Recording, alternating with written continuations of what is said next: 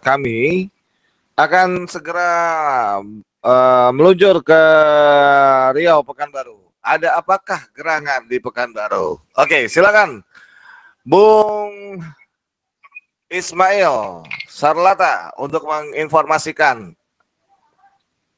berita yang Anda ketahui. Oke, Bang Dikta. Silakan. Oke, Bang Dikta, terima kasih banyak Bang Dikta. Saya Ismail Sarlata dari Pekanbaru, Provinsi Riau, perwakilan di radiku.com, para pendengar di radiku di mana saja berada. Saya ingin melaporkan tentang perihal tentang COVID-19, Bang Dikta. Yang mana pada hari ini, hari Jumat, tanggal 24 September 2021 telah hadir, kita lakukan wawancara langsung kepada Ibu Mimi selaku Kepala Dinas Kesehatan Provinsi Riau sekaligus Ketua Satgas. Ketua Satgas. Oh, jadi merupakan salah satu Satgas 19 COVID-19 Provinsi Riau, dan juga hadir Dr. Fazri dari laboratorium, ya dokter ya. Nah, jadi ingin kita mengupas tentang hal COVID-19, menghilangkan mindset masyarakat kekhawatiran mendapatkan pelayanan kesehatan, Bang Dikta. Oke, silakan dilanjut lagi, Bang. Oke, Bang Dikta, kita langsung saja, Bang Dikta. Siap, silakan. Salam buat narasumber di sana. Siap, Bang Dikta. Oke, Bu Mimi, perkenalkan saya Ismail Sarlata selaku perwakilan Provinsi Riau di radiku.com sekaligus thenewsradiku.com. Yang saat ini ingin menanyakan kepada Ibu selaku Kepala Dinas Kesehatan Provinsi Riau. Bu, yang mana pada saat ini masyarakat muncul mindset bahwasanya COVID-19 itu sudah menjadi momok yang menakutkan, sehingga mendapatkan pelayanan kesehatan di rumah sakit itu sangat dikhawatirkan. Karena apa? Mindset masyarakat takut nanti dikatakan positif COVID-19. Nah, saat ini masyarakat juga masih awam nih, Bu. Bagaimana sih pemeriksaannya sebenarnya? Ya, Bu ya, pemeriksaan yang dikatakan COVID-19, terus bagaimana cara menyikapi masyarakat untuk tidak khawatir bahwa saya dinyatakan COVID-19, apalagi dengan keadaan pelaksanaan PPKM ya, Bu ya. Di Pekanbaru ini sudah sampai level keempat, Bu. Mohon untuk dapat diberikan penjelasan, Bu, tentang COVID-19, pelaksanaan bisa, kenapa masyarakat untuk menghilangkan khawatirnya tentang hasil tes yang akan didapatkannya, Bu. Seperti yang kami dapatkan saat ini, masyarakat, salah seorang masyarakat, dia sakit biasa, kepala sakit, tumbang, dibawa langsung dinyatakan positif COVID-19 dengan hasil antigen. Nah, jadi supaya ini tidak menjadi mindset bagi masyarakat itu, Bu. Silakan, Bu Mimi.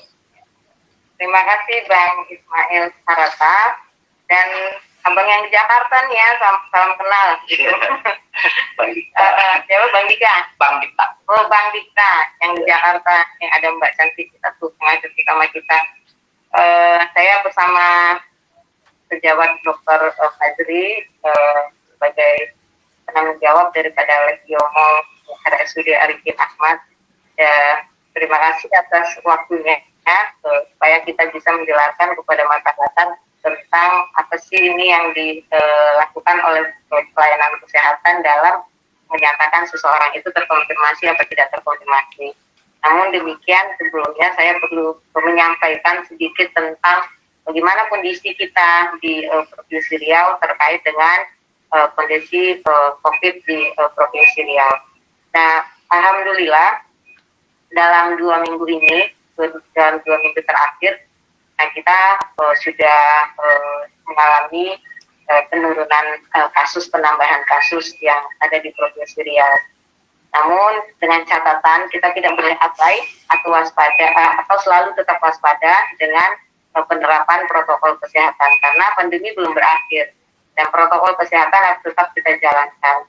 Dan kemarin itu penambahan kasus 85 ya Dok ya, 85, dan sekarang kita sudah mempunyai kasus terkonfirmasi sebanyak 126.921, dan angka kesembuhan kita di 2 minggu sudah mengalami peningkatan, sekarang di angka 95,9%.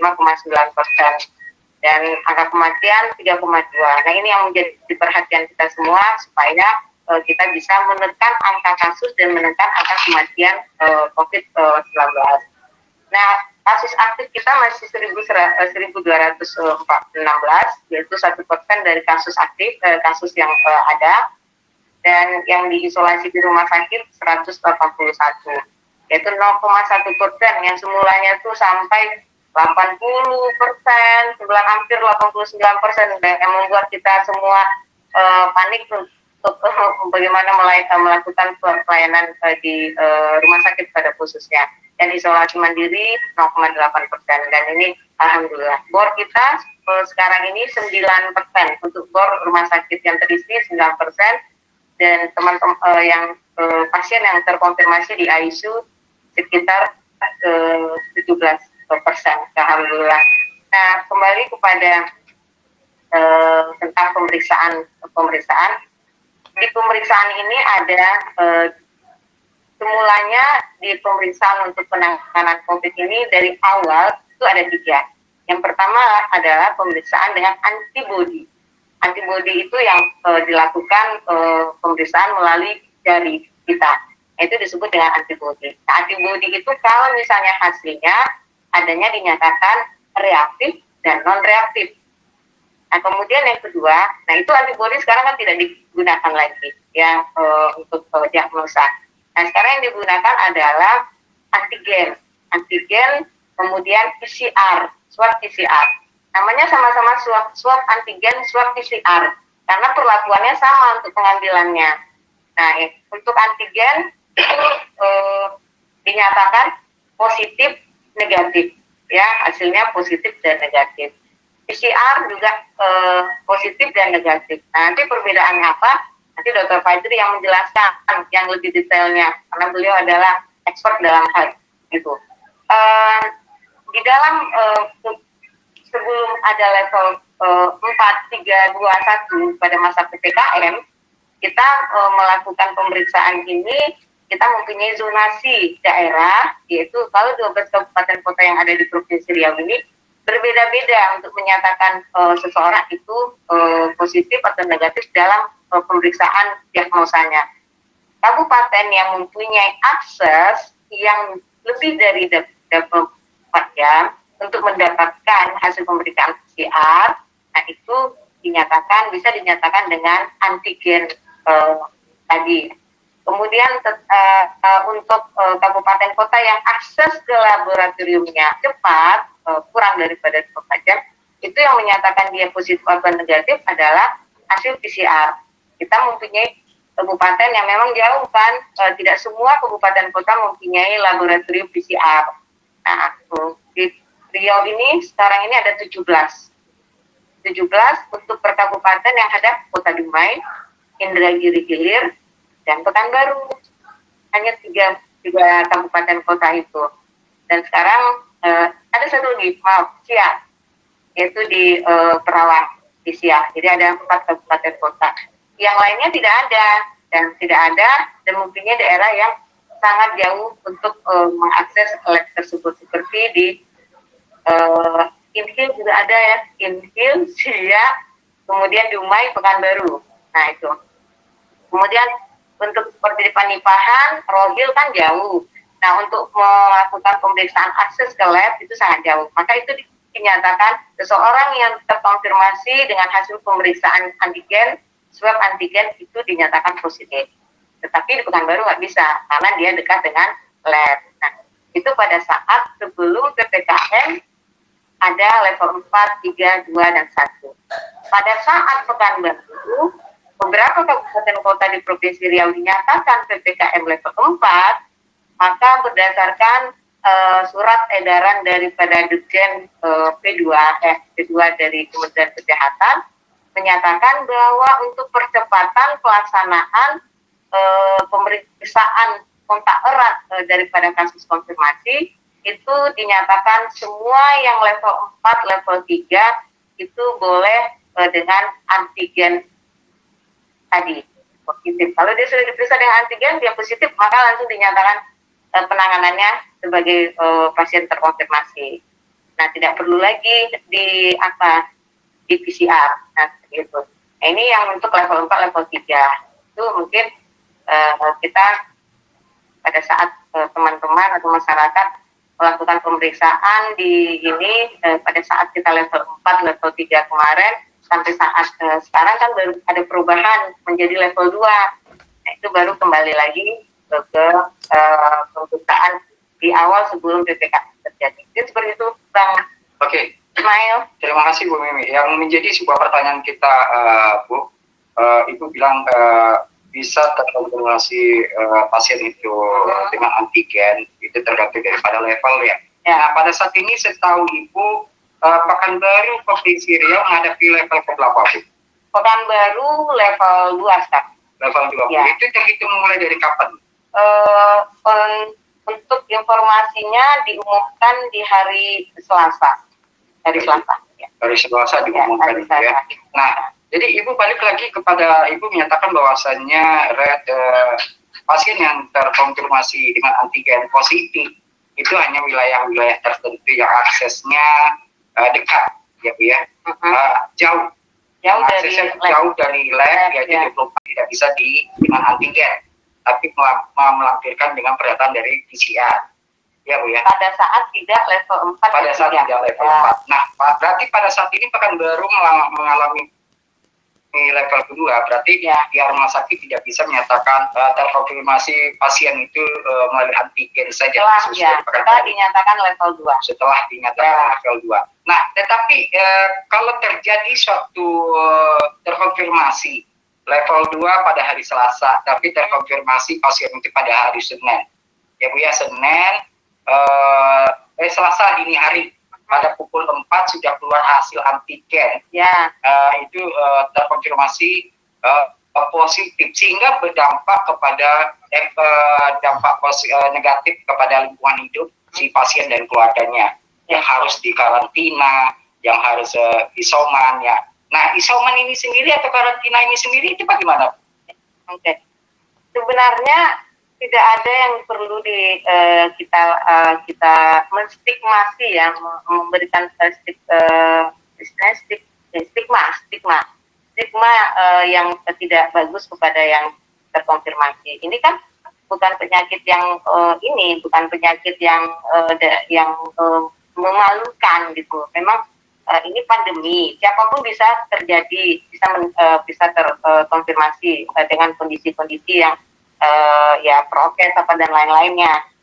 Nah, jadi kalau misalnya nanti ada pasien yang terkonfirmasi, ya memang harus ada dilakukan tracing terhadap keluarganya, terhadap kontak erat, apakah teman pada saat di luar kerja, teman pada saat bekerja, atau siapa-siapa yang berkontak selama 14 hari ke belakang.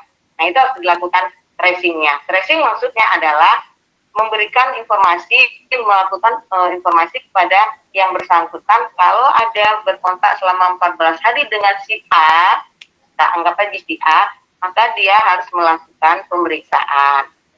Seperti itu. Dan untuk melakukan pemeriksaan tentunya dilakukan pemeriksaan antigen. Nah, kalau dia antigennya positif berarti kan dia harus isolasi. Karena kan kita ini kan sekarang banyak yang tidak bergejala gitu. Sepertinya kita nggak tahu nih, saya, Pak Fajri, Bang Ismail gitu kan, kita kan tidak bergejala. Ya, insya Allah kita dalam keadaan sehat. Tetapi siapa tahu gitu kan, dan orang-orang yang ketemu dengan kita, makanya dilakukan karantina kepada keluarganya supaya sebelum diketahui daripada hasil pemeriksaannya harus karantina dulu.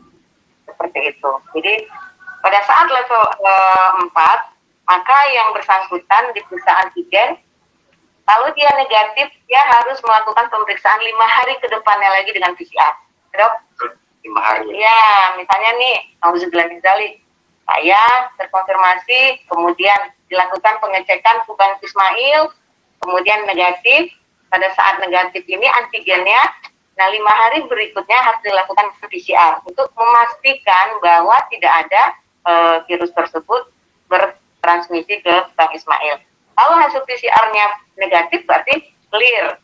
Tapi kalau misalnya hasil PCR-nya positif, Bang Ismail harus diisolasi. Nah, seperti itu. Oke. Yang jadi pertanyaan lagi nih Bu, untuk melakukan suatu hasil tes pasien itu terkonfirmasi positif, reaktif atau tidak, apakah seluruh rumah sakit yang ada khususnya di Provinsi Riau dan pada khususnya di Kota Pekanbaru itu sendiri itu memiliki izin tersendiri atau memang wajib memiliki hasil tes atau seperti bagaimana Bu? Atau seluruhnya diharuskan memiliki hasil tes seperti itu Bu. Jadi sehingga ada beberapa rumah sakit atau yang tidak yang menjadi kekhawatiran bagi masyarakat untuk datang ke sana nanti dites positif, dites positif. Itu bagaimana Bu untuk masalah hasil tes di pengadaan pelaksanaan hasil tes ini apa ada pada seluruh rumah sakit yang ada di Pekanbaru? Nah, untuk antigen tentunya sepanjang sarana pelayanan kesehatan itu mempunyai izin sebagai klinik, itu boleh melakukan antigen. Nah, untuk yang PCR itu harus mempunyai izin tersendiri yang disebut dengan laboratorium biomolekuler PCR. Berarti mempunyai izin dari Kementerian Kesehatan. Di Provinsi Riau baru 17 yang mempunyai izin tersebut. Dan insya Allah akan ada tambahan dua sarana lagi yang sedang dalam proses pengurusan. Dan itulah yang boleh mengeluarkan izin menyatakan surat secara resmi yang ada di contoh yang ada sama Pak Ismail.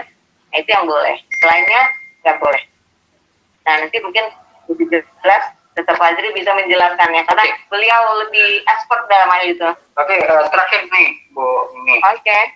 Harapan Ibu kepada masyarakat maupun kepada pemerintah khususnya di Provinsi Riau untuk menghilangkan rasa kekhawatiran, ketakutan, mindsetnya untuk tetap melaksanakan mendapatkan pelayanan kesehatan dengan menghilangkan mindset untuk tidak takut dengan hasil tes COVID-19 ini sendiri.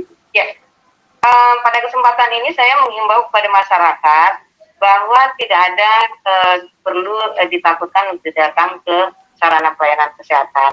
Karena pada masa pandemi ini sudah ada bagaimana tata laksana pelayanan di rumah sakit, di sarana pelayanan kesehatan, baik puskesmas maupun rumah sakit dalam masa COVID. Jadi sudah ada ininya kebijakan, aturan-aturan yang diberikan oleh Kementerian Kesehatan tentang hal itu.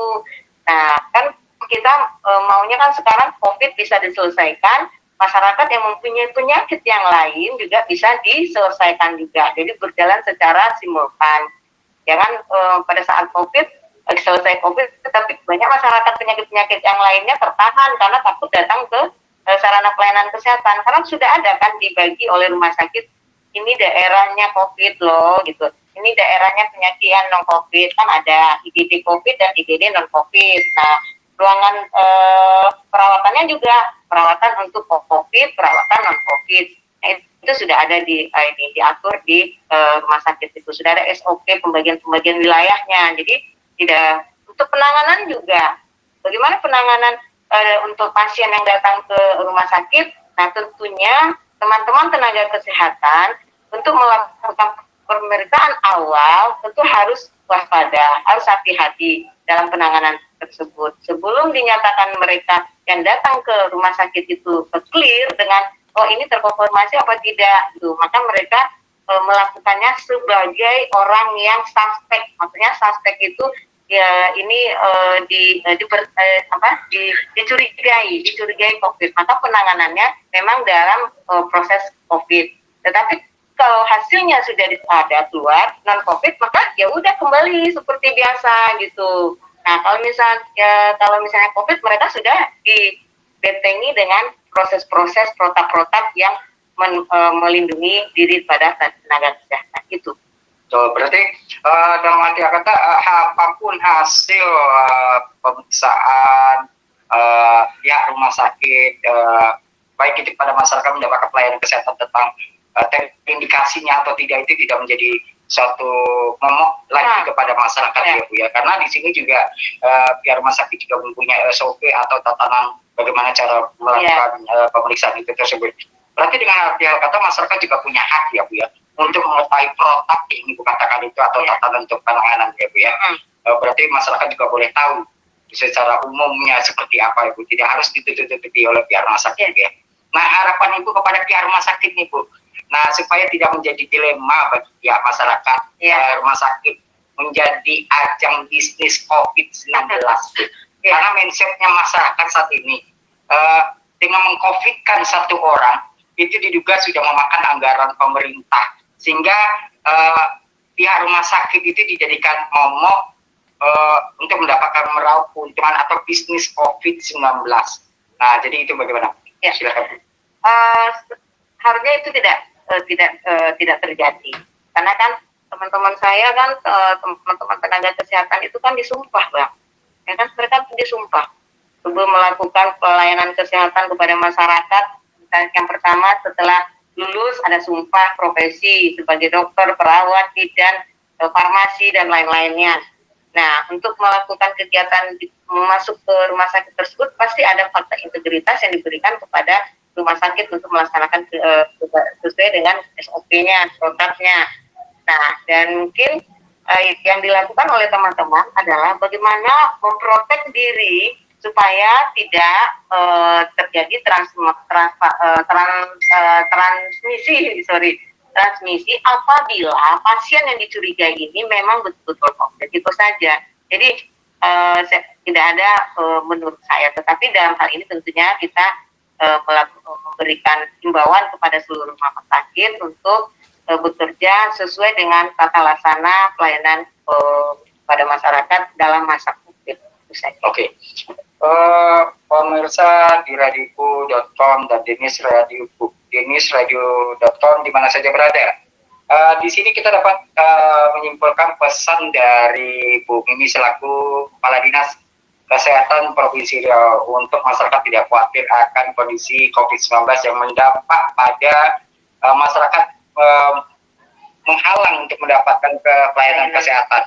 Karena tes yang dilakukan ini sudah mengikuti suatu protap yang sudah ditentukan oleh pemerintah sendiri, dan begitu juga jangan khawatir kepada pihak-pihak rumah sakit bahwa ini dijadikan ajang bisnis. Karena apa? Mereka juga pihak para medis yang menangani pasien itu juga harus mendeteksi diri sendiri, dan mereka juga melaksanakan tugas sesuai dengan sumpahnya ya Bu ya. Nah, jadi berikan kepercayaan sepenuhnya kepada pihak medis yang ada di rumah sakit bahwasanya mereka juga memprotek diri, mereka juga bekerja menjalankan sesuai dengan sumpah pada saat mereka sebelum melaksanakan kegiatannya seperti itu ya Bu ya. Nah, oke, balik lagi nih Bang Dikta kepada Dr. Fazri. Nah, yang kebetulan yang menangani atau mengetahui tentang laboratorium ya, dokter ya. Nah, jadi izin Dr. Fazri untuk masalah lab. Nah, tadi disampaikan oleh Ibu Mimi, Kepala Dinas Kesehatan Provinsi Riau, bahwasanya antigen itu swab hampir sama dengan swab ya. Nah, pakai alat untuk mengambil sampel.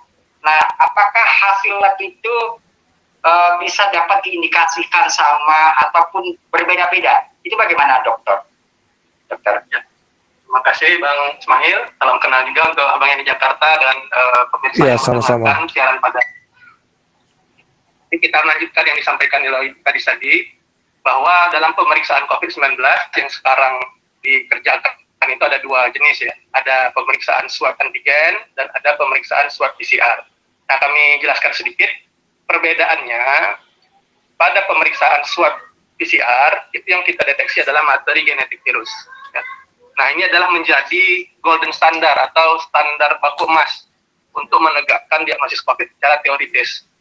Kemudian yang kedua ada yang dikenal dengan pemeriksaan swab antigen. Nah, kalau pada pemeriksaan swab antigen yang kita deteksi itu adalah proteinnya. Jadi kalau kita pelajaran SMA diingat kembali, ada dua jenis ya, ada protein, ada namanya DNA atau RNA. Nah, inilah yang menjadi perbedaan apa yang dideteksi pada pemeriksaan antigen, apa yang dideteksi pada pemeriksaan PCR. Sebagai gambaran mudahnya mungkin saya bisa menganalogikan dengan buah durian mungkin ya, Bapak Ibu mungkin. kenal dengan durian? Enak. Enak ya? Nah, kalau durian itu kan, kalau kita mau deteksi apakah ini buah durian gitu, yang paling tepat adalah kita coba buahnya. Rasanya memang durian gitu. Nah, itu daging buahnya kita coba. Nah, itulah yang menjadi standar emasnya, atau bisa kita analogikan dengan pemeriksaan PCR-nya. Tapi kalau kita hanya memeriksa dari kulitnya saja, oh dia tajam buahnya, warnanya agak kekuningan, seperti itu. Nah, itulah mungkin gambarnya yang diperiksa pada protein. Jadi itu gambaran perbedaan kira-kira apa yang dideteksi pada pemeriksaan PCR dan apa yang dideteksi pada pemeriksaan antigen. Oke, sementara pada di laboratorium sendiri, dokter bilang menyatakan bahwasanya antigen dan PCR itu jelas sangat berbeda. Dalam melakukan suatu tes itu, apakah harus ditangani dokter spesial yang tentang mengetahui ini, atau yang memiliki sertifikat tersendiri, atau yang ditunjuk oleh pemerintah itu sendiri, sehingga dapat dihilangkan kekhawatiran bahwa pemeriksaan itu meleset daripada apa yang didugakan masyarakat. Seperti halnya temuan-temuan, isu-isu di desas-desus yang sampai, wah tesnya 1 kali positif, kedua negatif, ketiga positif. Nah, itu bagaimana? Nah, sementara dari hasil itu saja tetap mengambil sampel-sampelnya saja, itu bagaimana, dokter?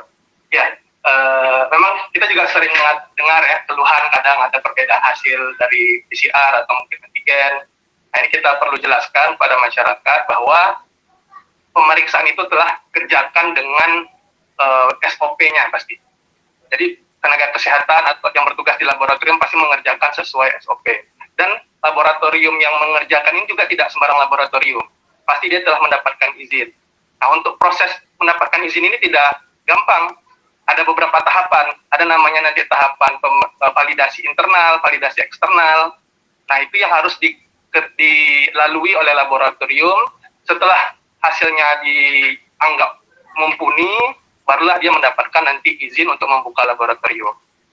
Nah, kemudian terkait perbedaan hasil yang mungkin ditemukan di lapangan, bisa kami sampaikan bahwa yang dideteksi itu adalah molekul yang sangat kecil.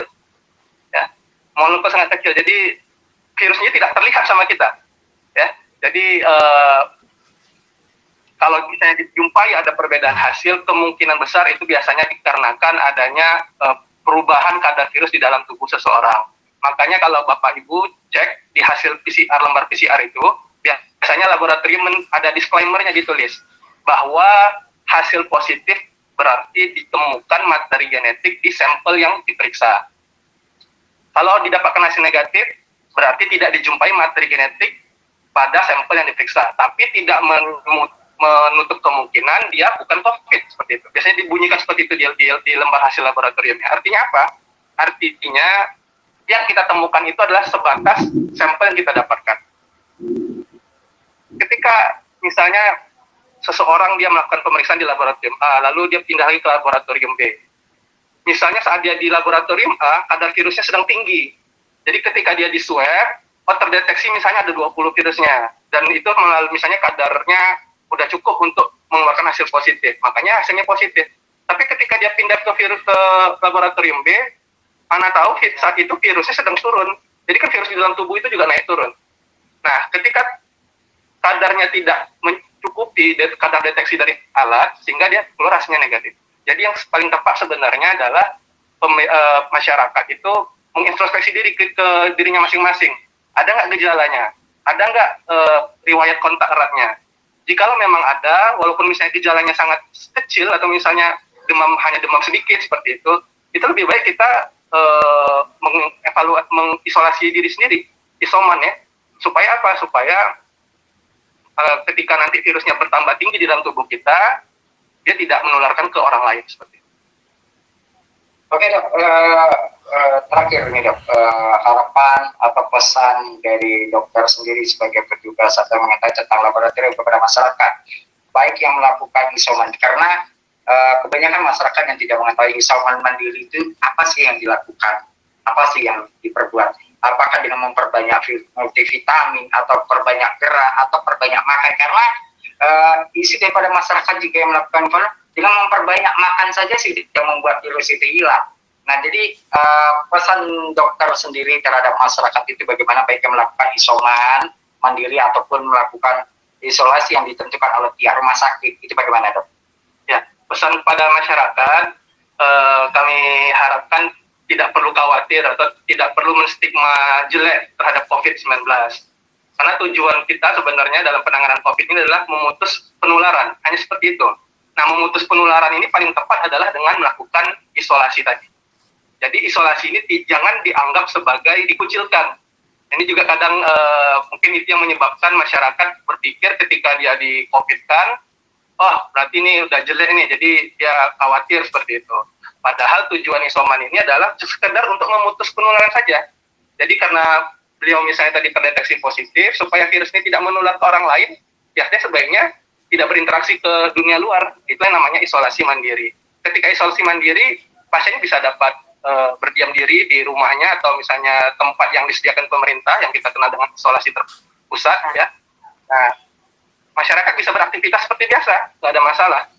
Yang penting dia tidak berinteraksi dulu dengan orang sekitarnya. Kemudian yang kedua, perlu dimengerti juga bahwa tujuannya isolasi mandiri tadi, dia masih bisa beraktivitas ya. Misalnya dengan dunia, apalagi sekarang ada sosial media ya, itu masih bisa berinteraksi dengan dia, tidak memutuskan interaksi di orang yang isolasi mandiri tadi dengan lingkungan sekitarnya seperti itu. Oke. Bisa bekerja ya. Jadi bisa, yang penting work from home seperti itu. Masih tetap bekerja gitu ya. Jadi dalam arti kata dari hasil tes lab itu bukan berarti menjustis masyarakat untuk rasa kekhawatiran dia tumbuh tinggi besar gitu ya.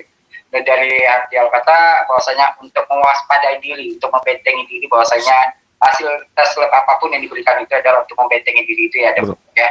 Oke, terima kasih Bang Dikta. Bang Ismail, keterangannya Ibu Mimi, salam kenal Ibu Mimi selaku Kepala Dinas Kesehatan Provinsi Riau, dan Bapak Fazri dari Laboratorium Wilayah Provinsi Riau. Bang Ismail, demikian yang bisa saya sampaikan untuk titipan pertanyaan dari teman-teman redaksi di kesempatan pada siang ini. Oke, terima kasih Pak Dikta dan para pendengar di Radio Pu di mana saya berada. Saya Ismail Sarlata dari perwakilan Pekanbaru Provinsi Riau memberikan laporan tentang COVID-19. Terima kasih Bang Dikta. Wassalamualaikum warahmatullahi wabarakatuh. Waalaikumsalam warahmatullahi wabarakatuh. Baik sahabat di News Radio dimanapun Anda berada, demikian tadi siaran langsung dari Kabiro kami dan perwakilan kami di Riau, di newsradio.com dan di radioq.com. Jangan kemana-mana, di newsradio.com akan segera kembali setelah yang berikut ini.